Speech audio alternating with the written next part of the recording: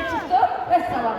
Mən istədiyim yerə gedə bilərəm, ara istəyirəm, gedirəm, gəlirəm, mənim üçün fərqi yoxdur. Qorxmursan? Yox, mən heç kimdən qorxmuram. Yaxşı da nə əsəbləşirsən o? Yox, əsəbləşmirəm. İstəyirəm ki, hamı mənim gücümü bilsin. Hamı bilsin ki, mən dünyada hamıdan güclüyəm və məndən qorxsunlar. Bunun nəyi pisdir ki? Nəyə yaxşıdır ki, qorxuyla sevgi, hörmət qazanmaq olar. Olmaz. Yox. Yaxşı, sən bunları boş ver. Sənə soyuq idi, gəl. Mən üşümürəm, sən